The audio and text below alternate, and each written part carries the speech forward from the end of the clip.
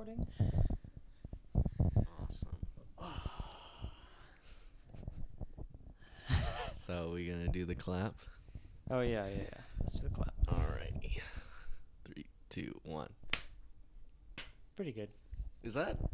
I think that'll be close enough, right? Okay, yeah, sounds good. I feel like we should have brought our mics closer, but it's fine. Oh, that's true. We didn't really do that at all. Oh well.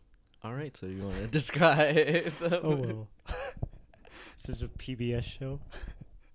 Yes, man. I'm too inebriated for all of this. Oh, yeah. Alright. Would you like to describe the movie you watched? Sure. Yeah, we watched The Favorite this week with Olivia Coleman and Emma Stone, Yorgos Lanthimos. And it's a story about Queen Anna in the 1700s, and it's kind of a satirical comedy of, the monarchy in the old ages and all that. Mm-hmm. And it's just remarkably funny. Yeah, for sure. I think the first thing I thought was like, actually, is this like satirical? I could honestly imagine these people existing and them doing exactly what they do. Oh, And that yeah. I think was the best part of the movie for me. Yeah, there was a lot of that, a lot of like situational humor that I Yeah. thought was very funny. Yeah. It had a lot of layers to it, which I thought was really cool. Yeah, I mean, if you're like the leader of the country and like you have so much power since birth and everything like that, like, are you not going to manipulate people and like use them and get what you want and be pretty much a big baby pretty much? Yeah, I mean, she is a big baby. Like, Oh, man. she's the most spoiled person I think I've ever seen. And she does it so good. The acting is the first thing you want to talk about. Oh, yeah, especially Olivia Coleman for me. Uh-huh. I think Uh-huh. this is like, she steals the show. Even though Emma Stone and Rachel Weisz were both awesome, Uh-huh. it's just Coleman was crazy. Mm-hmm. Yeah, for sure. She's super like nuanced in like the baby way that is just like innocent eyes looking. I'll just stare at her eyes, or like when she gets embarrassed about something, and she finds something out that she didn't know before, that people didn't like her to a degree, maybe Yeah. because of the tags or something like that. Like the deconstruction of her like facial expressions and just tone of her body totally conveyed that through. I was like mesmerized in this movie. Oh, yeah, and she's got so many levels of dumb that it's exciting to find out what next level she's gonna get to. It's like Yeah. she gets swayed by Parliament just because the opposition says like one nice thing about her, and you can just tell like how emotionally immature she is by everything that's going on around her. And then she's someone like empathizable with almost, though. Actually, no, she's not. I haven't had that discussion in my head yet. She's not. I don't think she is anymore. After I said it out loud. I think to a degree she might be. I feel like sometimes she seems smart. I don't know if it's meant to just like or if it's like a facade, or if it's just her actually being dumb. But yeah, this is the first time I watched the movie and obviously loved it. So I might not have picked up on everything, but sometimes when she's like looking at the plans and then she's like got her magnifying glass, I'm like, is she really reading through these things? Like, is she actually like studying up to make a decision? If anything, I would say if she is kind of smart, or at least baseline intelligent, it would be like she has the ability to understand all of the moves of the army and stuff like that, but she just doesn't want to put in the work, and then so she has someone who'll just tell her what to do. Maybe it's something like that. Yeah, no, that seems really close to what it would be. And then also, there's a difference kind of between educated and dumb. As far as like broader intelligence goes. So I think she felt educated for sure, like she had the finest education. But as far as like when it really matters, she was not any of those things. And Yeah. you can just tell it's a systemic thing that any monarch could go through, because it's too much power for a person. And so yeah, this was the first time I watched this movie, and I don't know if it's like told or I was trying to save this opinion for now, but yeah, this is probably my favorite movie that I've seen since The Wolf House. Wow. And I know our viewers are like, oh well, The Wolf House was like 2 episodes ago or something, but when did we watch The Wolf House for the first time? That was a while ago, right? We watched it like 2020 fall, maybe. Really? 2020 fall? Maybe 2021 spring. Yeah, something like that. That was going to be around my ballpark. So, yeah, that's how much I love this movie. And I wanted to tell you so much right after. Like, since 2018? Sorry, it came out in 2018. Since 2021, this is your favorite movie since then? Yeah. Whoa! I mean, I really liked a lot of movies, That's but awesome. This one... It gave me that... Man, I didn't know that. Yeah, it gave me the same sense of just, like, awe that I was when I watched Wolf House. That's why I feel like that's, like, the last movie that I loved before this one. Because I would just stand there and just, like, look and, like, smile. And, like, even though things were happening, I know there's, like... there's more than just the acting and the story. There's also like shots and compositions and like the way Yorgos Lanthimos directs that was also really interesting, and the costuming and makeup and all that kind of stuff. Oh yeah. No, Yorgos Lanthimos he's such an auteur. He's got such a interesting style, and it makes you like kind of question like. It's like, how do you really see the world, I know. Like, what the fuck? Like, who would think to do stuff like this? And it might just be, like, Greek humor, but that I don't know about. That's true. But he's got, like, a visual sense of humor. He's got an incredible awareness of emotion. And he's definitely one of the best filmmakers working right now. I know, me too. He hasn't had a movie that hasn't slapped. And other than his debut movie or his first movie, I don't think any of them have not been a masterpiece. Dogtooth is, I think, a little bit hard for me on the story side, but even then you can feel how stylized he is and how he knows what he wants to portray and show on the camera and what he doesn't want to show. Like, some of my favorite scenes in The Favorite were when two people were talking and they would just zoom in on a person reacting to those two people talking. Oh yeah. I know it's not like the newest thing to do in the world, but I really thought his choice of when to show a person speaking and when to show a person who's listening to speech was always like tip top on. Oh yeah. No, and half of your conversations are spent reacting to what someone else is saying, so for a director to accommodate to that, it makes it feel so much more visceral and realistic. Yeah, and he didn't give any of the characters no time to shine either. So it wasn't like, oh well, let's just shoot Olivia Coleman because she'll give like the best performance whether it's her speaking or reacting. No, he gives like every like character or all three of the prominent female characters time to like react and time to speak and everything like that. That was awesome. Yeah, I think all three of the leads' performances are just spectacular. Yeah. I really think about. Well, I don't think about Rachel Weisz's performance a whole lot, but I think it's really good. I think it's really, really good, and for that to be the worst out of the three performances is a miracle.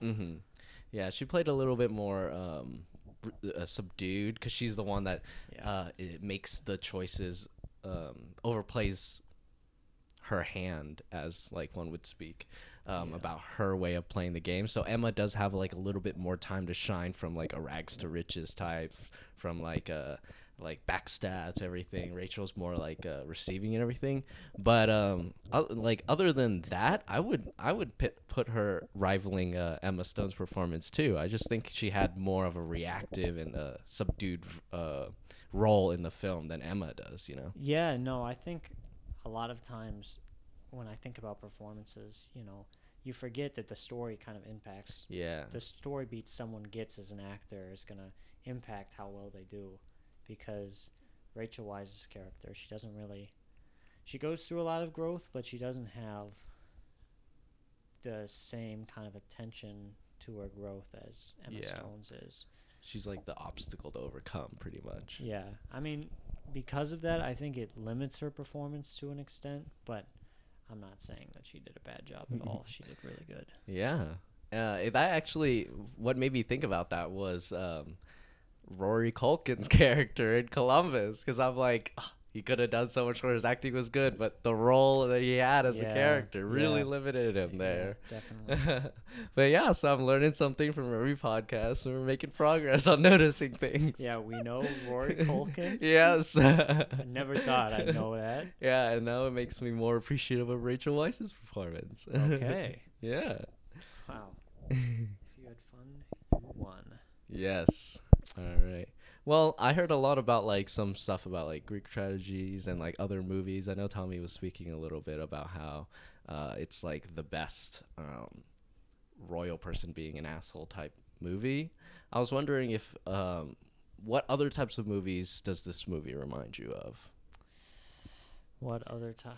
I mean, other than other Yorgos Lanthimos movies. Yeah, because I was thinking about, I'm like, yeah, rich people being assholes, but I've never seen it like this. I wasn't really sure what he was speaking about, and I didn't know if you had some in mind, some movies maybe I haven't seen or wasn't thinking about.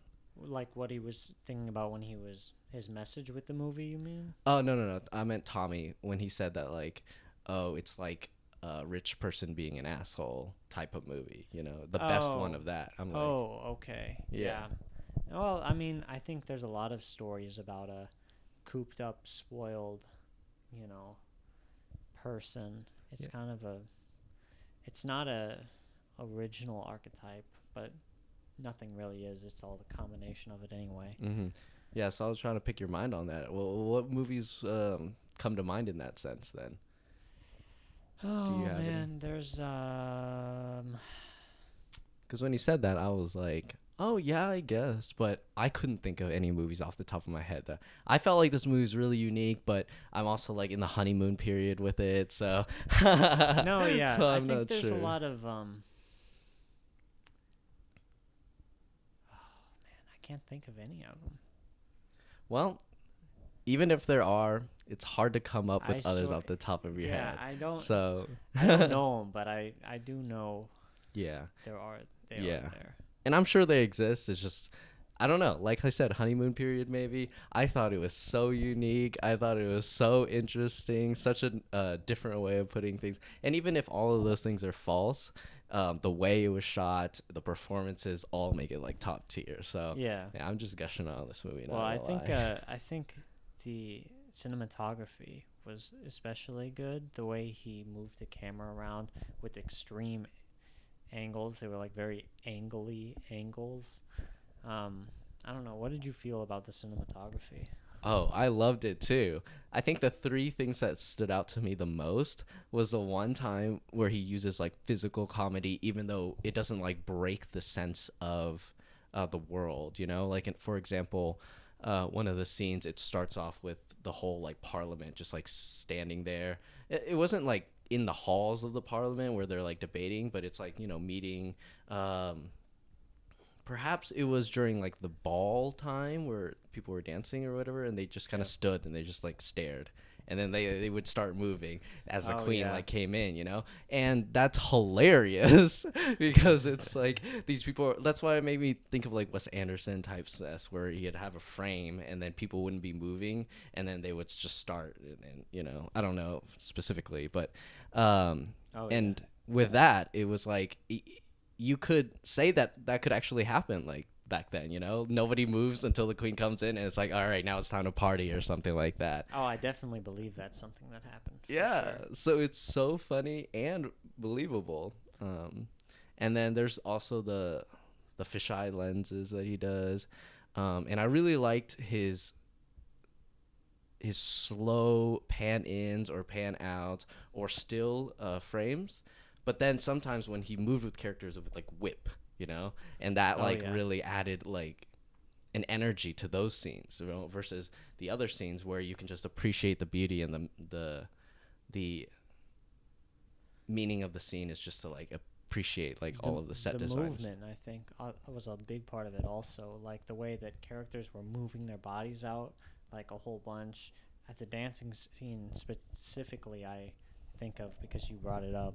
But like just the way those people were dancing is such an original kind of concept of like what that would even look like. It's very original and very close to him, and it's fucking funny too. So, you know, the way that the cinematography, it switches between like having the movement of a person and then like staring on something and then letting all of like the bodily movement of everyone be on top of it. Yeah. And it was kind of a goofy dance too. I love that. So funny. Yeah. And it's totally not out of believability. It made me think, wow, these people back in the olden days are probably not like dumber than me. They probably are just as smart. They just didn't know as much science or whatever. So their whole lives are just learning a very intricate dance to like if they get called upon, you know, or like reading people so that social structures could be read off of other people's faces when everyone's nuanced or something like that, you know. So they didn't have access to technology or they didn't know as much science, but all this brain power is just put into like social games, and that was super interesting to watch. Yeah, and I think it was especially for like the wealthy class. You know, like a lot of these people are so privileged that they don't even know what to do with their lives. They're so bored, which is, I think, a lot of what he was trying to say. I mean, I don't think his message with the film was really fuck the monarchy, because that's such an easy message, and that's not really what he does. Yeah, I mean, he's way too smart. That's like 2 centuries ago. Yeah, but, you know, it was like, I don't know. I feel like the message had a lot to do with the wealthy and elite today and the lack of, you know, and the spoiledness that they have. Like, it's a very similar thing. Maybe I'm grasping for straws, though. I don't know. No, I think I agree. It's just I was just so enthralled and entertained by the story. I was barely even thinking about theme, which is an interesting, you know, switch generally. Yeah, that's true. That's true. So yeah, I can totally see that type of commentary, but I just feel like he just made such a electric and like interesting movie that the story was all I really needed to get from it. Yeah. Maybe after a second or third watch, I would dive deeper into like nuance and like theme and all that kind of stuff. But yeah. No, I actually, going back though, I don't think it's actually a satire. Oh, okay. To me, I just came up with this theory in my head. To me, I think it's a parody. So it's like it's kind of romantic about plays about monarchies. Yeah. I felt like it had a lot in there that was very similar to old historical plays like that. That's cool. Yeah, I definitely agree with the parody. I don't know exactly off the top of my head which historical plays. I don't watch too much about historical plays, but plays bombastically in the way that like the characters interact in like, you know, Shakespeare and that kind of stuff. I'm getting the vibe that you're going for. Yeah. And I totally agree. Yeah. Yeah, it was kind of his version of what a Shakespeare play, historical play would have been. Yeah. I think I just love him so much. Like, yeah, he could just be doing whatever he wanted and put it on film, and I would probably like that. And that's what I was trying to say with the theme thing. Like, generally, I'm not very good at being like, oh, this is a fun movie, so let me just not like overthink it or whatever, you know. So, but the fact that this one, his style just made it so entertaining. I didn't care about theme, I just wanted to watch these characters go through their thing, even if it's a story that I've seen a million times. Even though it isn't a story that I've seen a million times, I would have been satisfied with that because of his style and his like personality that comes from the way he directed it. Oh yeah, I always feel like personally, I need you to have that literal mastery before you have the deeper meanings, because I just think it enhances the film on a fundamental level, and then you can build off of that. Mm-hmm. And I think Yorgos Lanthimos is a good example of someone who has all of that. You know, he has the foundation. You can tell he has a love of cinema and he knows a lot about it. Otherwise, he wouldn't have the angles that he has, because he knows what he's doing hasn't been done very much. I feel like one day we should make an episode where we what is it called? Debate the difference between enjoyability in film. So it'd be like one person would be like, okay, well, a mastery in filmmaking would make that movie really entertaining to watch, even if it's bare bones and very narrative, but has like high theme, versus like a film that kind of like tortures you, that has like very minimal use of like expertise in directing and that kind of stuff, but is trying to tell a more truthful story or something like that. I think that would be a really fun episode. Yeah. Kind of do a thing where it's like having a serious question that we both talk about off screen, and just like exploring in the podcast would be a good idea. Because the next movie I want to make you watch is Santan Tango. Book it. Oh, it's an 8-hour movie, and this was a joke. Oh, what the fuck? You fucking tricked me. That's why I was like, 8-hour movie. I know, right? And it's just about this small town. Like, I'm like, dude, I would fucking watch that though. I think you would watch it before I would watch it. Oh, dude, I'd totally watch the 8-hour movie about some town. I've been using it as a meme for a couple months since winter break. I was talking to my friends. I was like, hey, this is the next movie I'm gonna show you guys. And then none of them noticed when I screenshot it, so there's only this 8-hour thing like right at the top, and then later on they notice it and they're like, what the fuck? I'm not gonna watch this movie. No. You actually, the joke's on you, Josh, because the next one I have after yours is definitely gonna be that one. 100%. This is gonna be like film class. Right now. Yeah. We're doing that on the podcast. Oh man. But did you have any negatives about the movie? Oh, this movie? Well, were you going to bring up the writing maybe? No, real quick though, why I brought up like which movies it might have reminded you of, because it reminded me of a very certain thing but not a movie. So that's why I thought it was still unique, but I could see this type of archetypal like story. And what that was Spirited Away, The Big Baby. Oh, it reminded me of The Big Baby if like he never went on his journey of being turned into a mouse and going, but like you know, he became like a ruler of some kind, and then he would have like helpers, you know, like because his mom is practically like Lady Anne, is it Lady or like Rachel Weisz's character, you know, but except just older than him instead of younger. I would assume younger. Yeah. I mean, Rachel Weisz's character is older in spirit for sure. Yeah. Or like she's just more mature. But like a stylized baby from Spirited Away centered movie is the description of this movie I'm gonna die on. It's definitely you're not wrong. You're not wrong. I mean, I'm not gonna let go. I'm gonna break your arm and scream. But no, I don't remember that. Damn it! They never remember anything. I thought you always pick the most random scenes. Oh man, this is gonna be a chaotic freaking podcast. Yeah, this is ridiculous.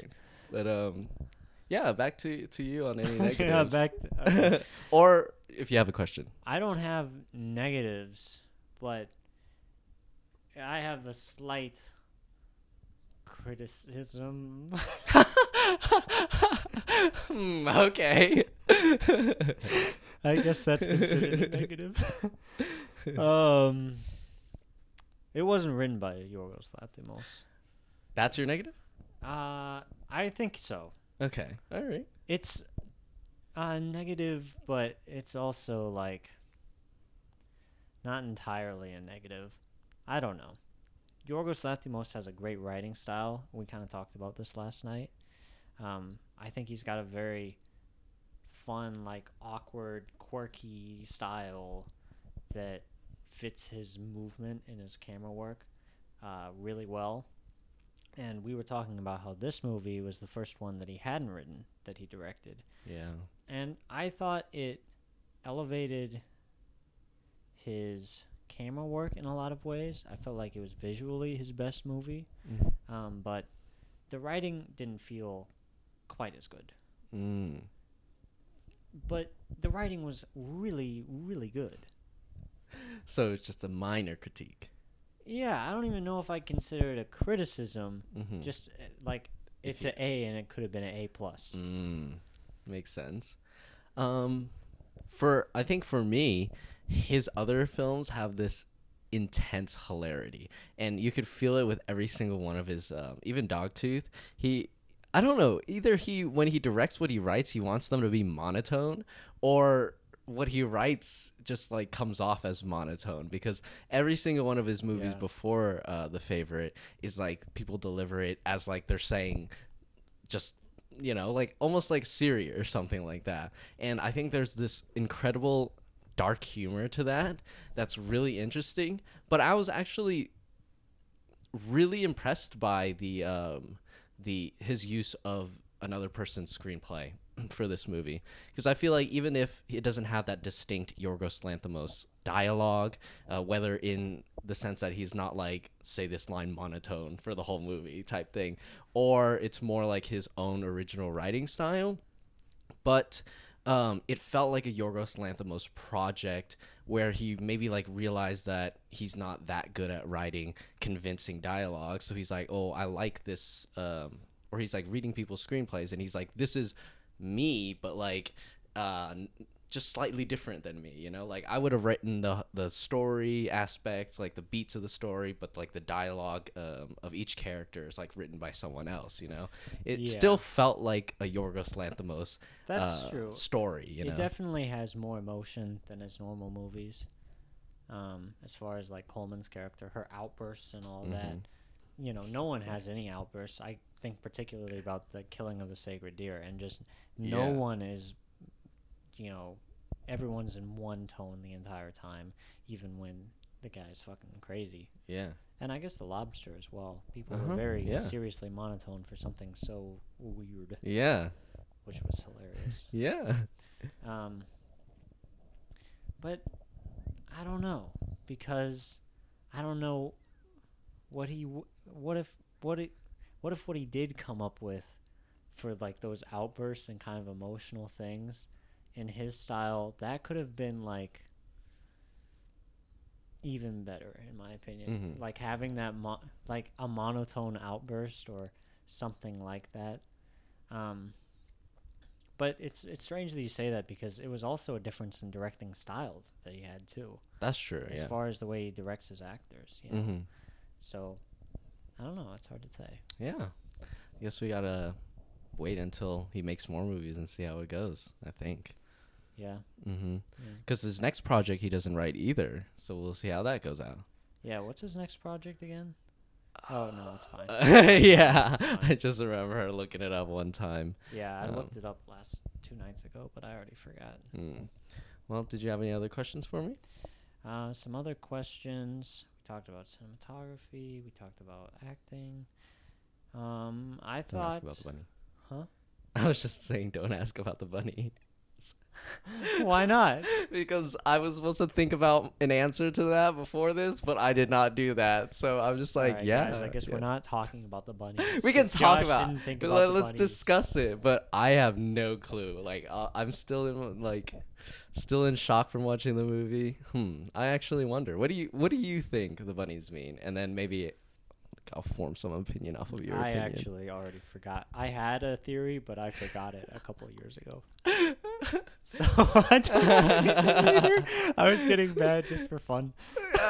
I think it was just interesting that it was added. I was surprised, because in the end where it was like melding between Olivia Coleman and then Emma Stone and Rachel Weisz, and I thought it would end there and just be like, oh yeah, it's like these three people, and I actually thought it had a little tragic ending to it, in the sense that I felt like Rachel Weisz actually loved Olivia Coleman's character, and she just overplayed her hand. And Olivia Coleman's a child, and so she threw Rachel Weisz away. And then when she realized that like Emma Stone doesn't really like bunnies, because she was trying to like torture one or whatever, that she's like, oh well, I can't like rescind what I've done.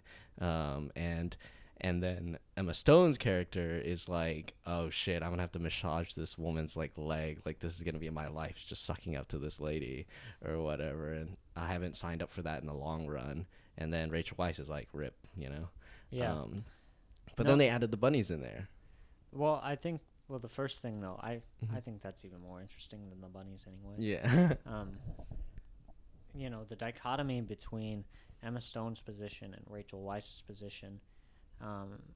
Emma Stone is the person that I think is the easiest to empathize with, as far as where she came from and then her ability to make her way up. But it kind of leaves on a sour note when she steps on the bunny so cruelly. Even though she's still the easiest character to empathize with, I think that was a little twist that felt like a real... It was a good message in that twist, because it showed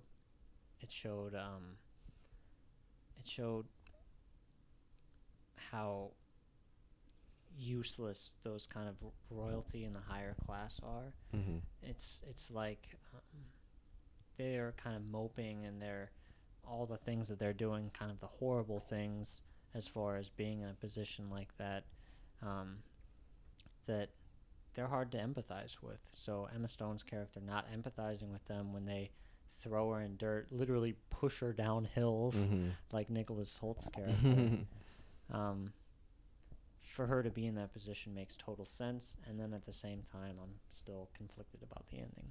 Yeah, I think with that Emma Stone moment, I just thought maybe it was a little bit of a turnaround on the audience, you know, especially when she's the most empathizable, and like you were saying, it was almost as if Yorgos Lanthimos was showing like, oh yeah, she kind of tricked you too, right? Like she's actually not that good, even though we knew she was doing bad things to Rachel Weisz. We still felt like maybe she has some, you know, a champion of herself is not a character flaw, you know.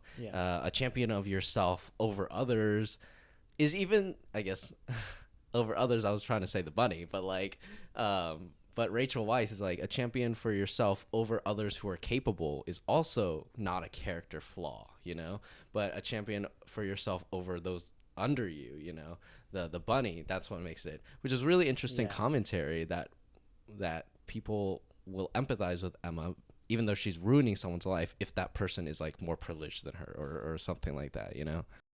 And I think that's really applicable because, you know, the way she puts her foot over the bunny, having power over the bunny in that way, it's kind of reminiscent of the cycle that happens of people that come up in the power and how much of a systemic failure it is, because she came from nothing, she comes up and she struggles so hard to do that, and then as soon as she gets there, she becomes a part of the problem that kept her down. Greg's gonna have his Greg. Greg's gonna have his Greg. Yeah. But I just love that, and that's how I interpreted it, is that it was this whole almost begrudgingly triumphant journey, but then you show that she would do this to people who are not higher class than them too, and so it makes me wonder, like, what is the empathy that we have for a character who overcomes a larger enemy, who would dish out the same ruthlessness to a lesser enemy, you know? Yeah, and I think, you know, like before, you know, the system really warrants stuff like that from happening, because it's, you know, old day grind mindset. Like of the 1700s. It's just whoever's like, born. Hey, I was grinding to get here, you know. You guys didn't work as hard as me.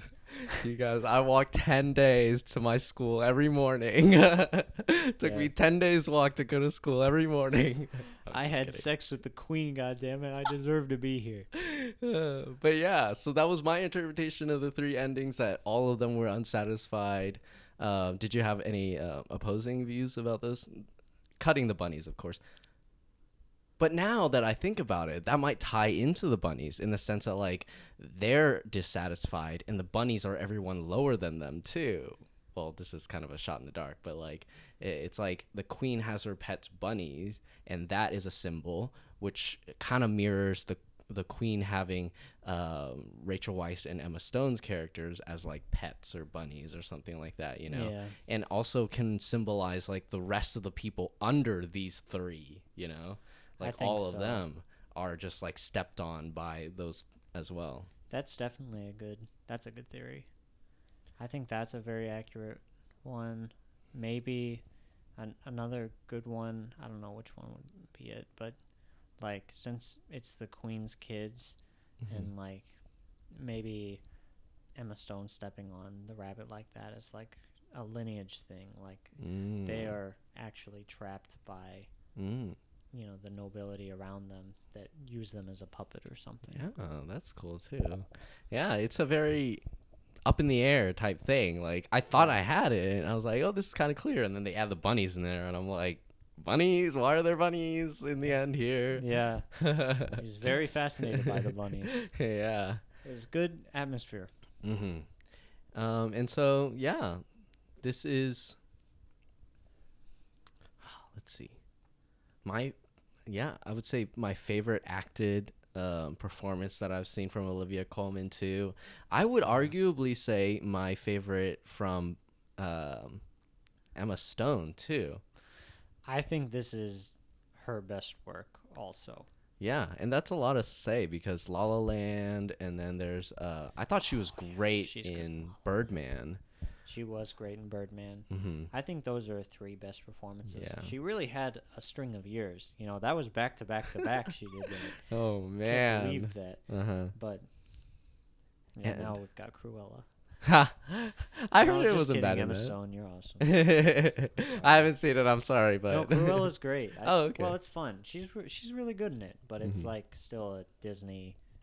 You know, we can't forget about Gwen Stacy. That's her best performance. Spider-Man, the Amazing really Spider-Man 2. I saw Amazing Spider-Man 2 like a couple weeks ago. Oh, really? For what? Just because I wanted to tell. I was showing my sisters how bad it was. I was like, "Look at this. We just watched, you know, Andrew Garfield. Like, look at what ruined his Spider-Man career."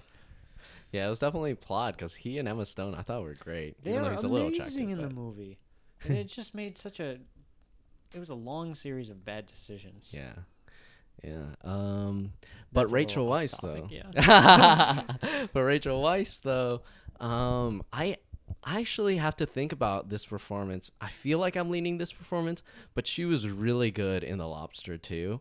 And other than those two movies, I'm actually not sure what she's in. She's probably in something. She was in the Black Widow movie. Oh yeah, the mom. Yeah. You know.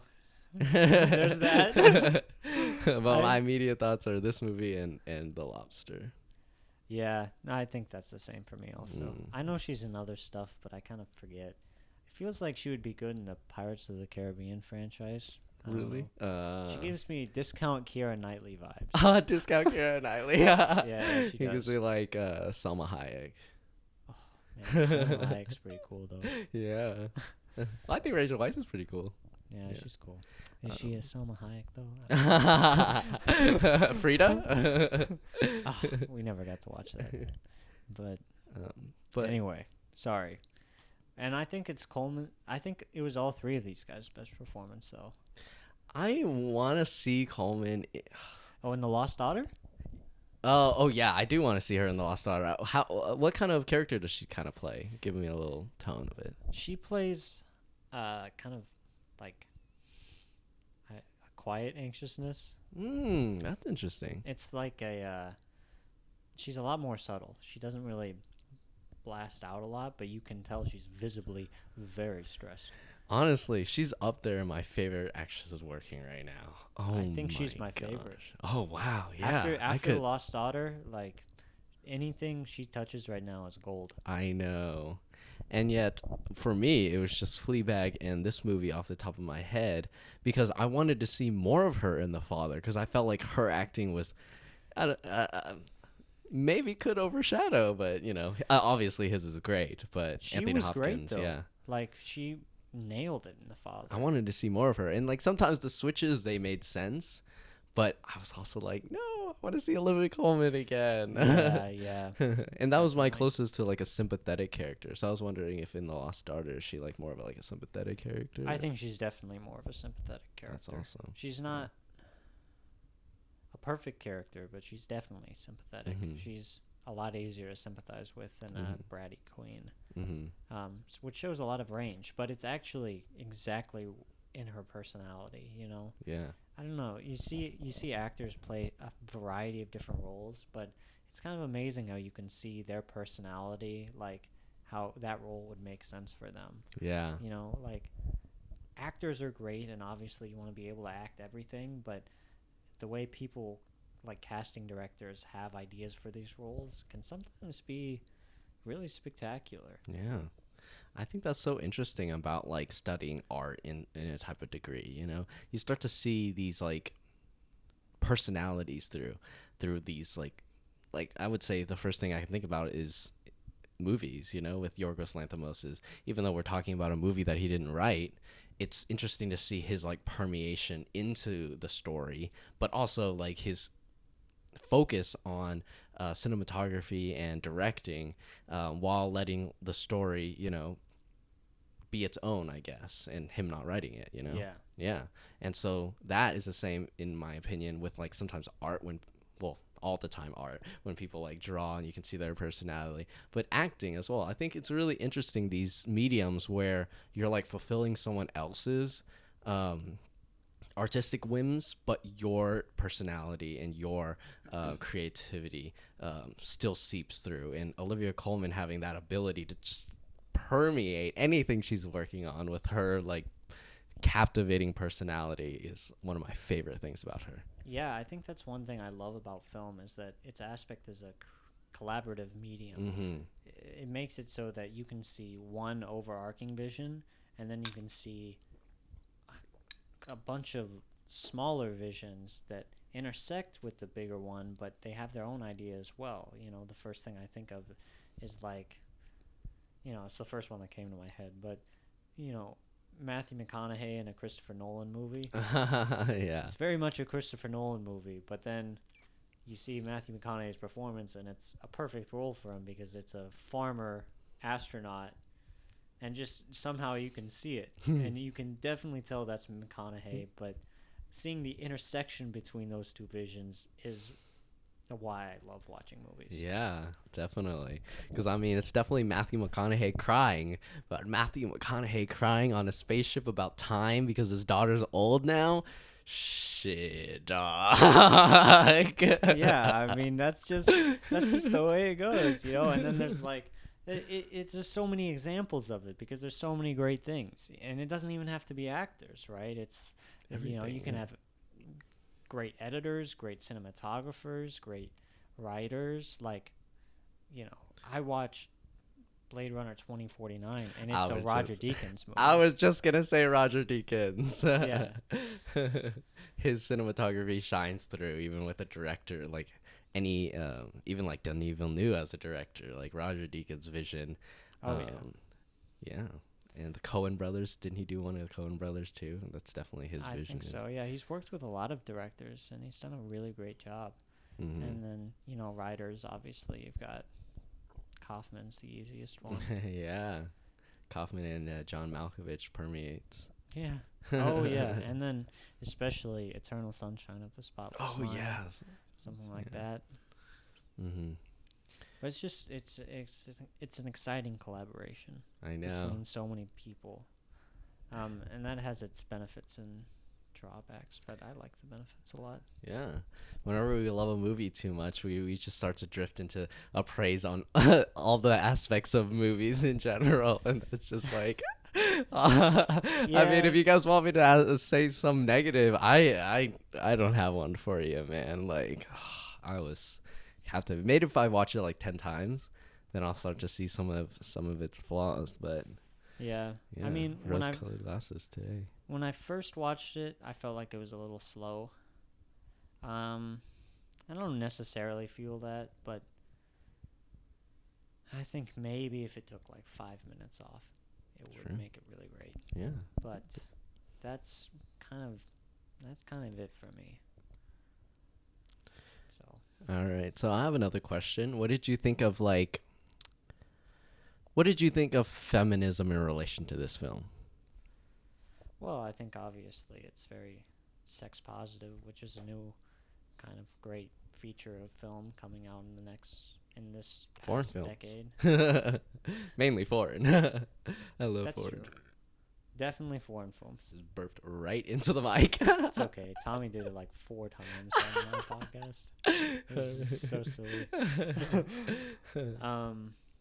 It is mostly foreign films, but I think a lot of it's American now. I mean, The Favorite's American. That's true. I mean, but Yorgos Lanthimos is a Greek guy, but it's produced. Mm-hmm. It's just kind of in a place that's, I think, more exciting, putting just basic things, like just pass the Bechdel test. Mm-hmm. Yeah. Like, it's just the bare minimum. It's doing like, some exciting things by just having an exciting movie with 3 prominent female leads with their own ideas and interests. It's just like, I mean, it's the minimum, but it's really great to see it. Yeah, that's what I was thinking too. As soon as I asked the question, I'm like, wait, why do we have to talk about this film as like a feminist film and it's got like 3 leads as that are women? They just happen to be women, I think one of the small parts about it is just that, like, in certain scenes it is trying to, in my opinion, like or maybe not like feminism, maybe like LGBTQ or something like that, with the one with her Emma Stone's husband, on their wedding night. Oh yeah. Yeah, I think that kind of like pushed me a little bit over to like try and consider it as like maybe a feminist film, even though most of my thoughts during watching it was like, oh, well, it's just 3 characters, like it's them being female is almost like a secondary thing, the queen is just the monarch. If it had been a king, it would have been, a different. That would be hilarious to remake the Favorite as a king. Well, yeah, I mean, I think a lot of it though also is, which is really nice, is a lot of history of the past has been erased as far as feminine stories or LGBT stories. So it almost feels more realistic for them to put something like this in there, because I think this is based off of a true story anyway. Yeah, I didn't get much time to research it, but it sounds like it. So, I think it's an exciting addition to movies that we have these kind of scenes like this, because that's what happens in real life, and it's more authentic that way, as well as, obviously being an ally. And I think what was interesting is that it used that to like further the plot, and I think that was one of my favorite things, whether it is meant to be like a feminist or LGBTQ like movie or not. It's just like one of the plot points in the story is like, well, what came up in my head was just like, oh, and Queen Anne, that's right, her name is Queen Anne, right? Yeah, I think so. Just like, take Rachel Weisz's character as like, be like, oh, I want you, and like, why do they have to play this little dance by having like husbands, and like are they together, or are they just doing it to get a position, and then they like, have like, for, I guess, just to simplify things, this is like having sex with the queen part of your duty of just trying to get more power, or is it something that Rachel Weisz's character actually enjoyed, and she just had like a husband to like, maintain standings, I guess. And the queen's like thoughts on that too, she wouldn't, her being afraid of the letters that Rachel Weisz's character would let out and stuff like that, that was really interesting. Yeah, no, and I don't know why, but the first thing I thought of when I was thinking about what you were saying is, about her fake marriage. I mean, it's basically a fake marriage. Yeah. It's not fake, but I don't know. Are you talking about Emma Stone or Emma Rachel Stone. Weisz? Yeah, Emma Stone is definitely fake, yeah. Yeah, I mean, well, it's, okay. Yeah, it's definitely fake, but it's almost not fake. I almost think it's more of like a class thing that's important to her, because it brings up like how in the old days that marriage was just for a social class thing. Yeah. Like it was more of an economic transaction. And I think Emma Stone definitely treats it that way. But it almost doesn't feel... No, never mind. Emma Stone's pretty tricky. She probably just... I mean, she just fooled that guy. I mean, that's the nuance of the character, but I also agree with what you're saying because it doesn't really show that she's really into women that much either, you know? So it's like it's definitely a fake marriage in the sense that she doesn't like him, but like does she not like him or does she not like men, you know? And I think that's like the nuance of it and the complicated part about it. Yeah. Because she definitely doesn't like the queen. Okay. Yeah, I think it would be also another interesting episode if we did like a discussion on like, can a film be feminist or like, you know, some type of deep question like that. I think that would be a good question. I have an answer to that question for sure, but that would be a way bigger discussion. Yeah, I think. I think there are a lot of like tiny or big discussions that are littered in this like episode. Definitely, there's more things that I want to talk about. Yeah, definitely. Maybe like once a month we could just do a question-based show or something. That would be cool, yeah. Just like a film question. It'd give us a little break after Santan Tango. Yeah. Oh, yeah. Yeah, for sure. Okay, well, so this movie was Yorgos Lanthimos' latest film and fourth film. I think. After, well, he might have had other movies before Dogtooth, but they were like lesser known. They're probably in Greek. Makes me want to watch them more, but I think now that I think about it, Dogtooth is in a foreign language. I don't want to swear by being in Greek, but Dogtooth is Greek. I didn't know if there's anything between that and I don't think The Lobster. Okay. Well, how does this movie compare to his other movies? What's your ranking?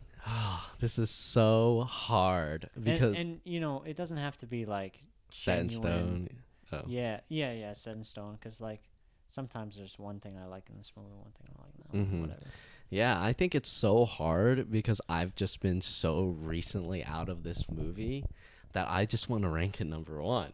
Like, I understand that the other movies were awesome too, but it's just this one was also entertaining to me. And not that his other movies aren't entertaining, they are. They're just definitely, it felt like a need to almost get a rise out of the audience or like some type of like emotional reaction, whereas like this movie, which is like a great story, it was a very simple story, and then it was just Yorgos Lanthimos's paint right on top or something like that. But if I were to try and be logical and try and rank him, I would say my favorite is still Killing of a Sacred Deer. I think that is just such a black comedy on like tragedy and sacrifice and consequences. And yeah, I guess my first watch through of it wasn't as entertaining as the favorite, but yeah, it's because they all talk in monotone and it's just like it's like reading a book almost to a degree. But I think that film has that high where he shoots his kid and his body just moves slightly and then he starts bleeding and like no one else says anything. It's just silent, and that's how. And then it cuts to the scene where they're in the diner and they're missing the youngest son. That monotone nature of the film like reached its peak, and I thought that was a little bit higher of a peak than in the favorite, where it was like Emma Stone getting above Rachel Weisz's character and then her eventual like stomp on the bunny and that kind of stuff. So I'd rank it as 2. It's so hard to rank The Lobster as 3 because I'm just so interested in the world of The Lobster because it's not expanded upon at all. That like captures my curiosity so much. And then obviously Dogtooth. And he's got a lot of great movies, so it's hard. I know you didn't love Dogtooth. I didn't love it. I haven't seen Dogtooth. I don't think it's bad. I just think in comparison, in my opinion, it's just like, oh, okay, you know? Yeah. No, okay. So. What about you? For my movies, I have Killing of a Sacred Deer at 1, I think, because it's a lot. So the first movie I watched of his was The Lobster, and I thought The Lobster was pretty good, but I actually didn't love it so much at the time. Maybe I just didn't get the humor or something, because it was a while ago. But I always felt like the style and the pacing and the beats were very interesting. So when I watched The Favorite, which was actually the second movie I watched of his, I skipped out on Killing of a Sacred Deer when it came out because I didn't like The Lobster very much. But I watched The Favorite, and that one was exceptional as far as the acting, directing, and then everything came together. So I really enjoyed The Favorite. And then that made me go back and watch A Killing of a Sacred Deer, and it was so dark and so serious. Even compared to The Lobster, it was so serious and so monotone, and I'd never seen anything like it, and actually added to the fright and the suspense because the killer never changed his tone, and the main guy, I think Colin Farrell, right? Yeah, I think so. He never changed his tone either, and he's amazing. But so how I would do it is Killing of a Sacred Deer, Favorite, and then The Lobster. Although I haven't seen The Lobster in a while, and I don't know how I'd feel about Dogtooth. Damn. So, are you copying me? No, I'm just kidding. I just made you go second. You bastard. I had a whole story about it just to prove I wasn't. Yeah, I think I kind of settled on The Lobster being third. I'm begrudgingly saying that because the world, again, is so interesting and unexplored. And, like, why? Like, couples in the city, single people outside. Like, it's so interesting. Oh, yeah. But if I think about enjoying every scene that's in a movie, I feel like The Lobster is definitely the third out of those because, yeah, Killing of a Sacred Deer and Favorite, I feel like every scene is just so much meaning and usefulness in plot and character growth and all that kind of stuff. Then I can imagine us diving deeper into Yorgos in later podcasts. Yeah, like I said, he's probably got the best track record of any director that I've ever liked. Really? Yeah, because I feel like his he hasn't made enough movies maybe. That's what's great about the young ones is they don't fuck up yet. Yeah, he's in his prime. 3 masterpieces and then one that's like pretty good. It's like, just in comparison. Well, and I know you have that opinion of Dogtooth, but some people say it's his best still. Yeah, I've heard that too. And I don't know. I haven't seen Dogtooth in a while either, so maybe I need to revisit it and change my opinion. Maybe after the 8-hour one. Yeah, Santa and Tango, easy. For real, I'm not even kidding. This will be interesting. This is on the podcast. We're doing. No, it's on the podcast. I like the clickbait title. It's gonna be too easy. We watched an 8-hour movie. That would be a really good movie. Would we have to do it in one sitting though? I think we gotta take a Saturday. Just oh my god. Work day. Just watch the whole thing. Real Charlie Kaufman energy. Damn, yeah. I honestly forgot that we did that. I don't remember binging movies in a while because I like, generally 1 or 2 movies per day is my max. And generally one of those is like going to the theater, so it's like almost a different experience to a degree. Okay. Yeah. Well, I think that. Oh no. Real quick though, Nicholas Hoult was also really good. Oh yeah, we didn't even talk about him once. He was really good. He was. Yeah, that's it. That's all I have. He wasn't as good as the other 3. Of course not. Yeah, but he was good. He was really good. He's actually disappointed me a little bit as an actor. Oh really? In his role choices or like just in his performances? I think it's his performances. That's interesting. Even when he's good, I'm like, is he that good? I don't know. Honestly, I can feel that. I feel like a lot of Nicholas Hoult is in that performance too. So it's like, I don't know.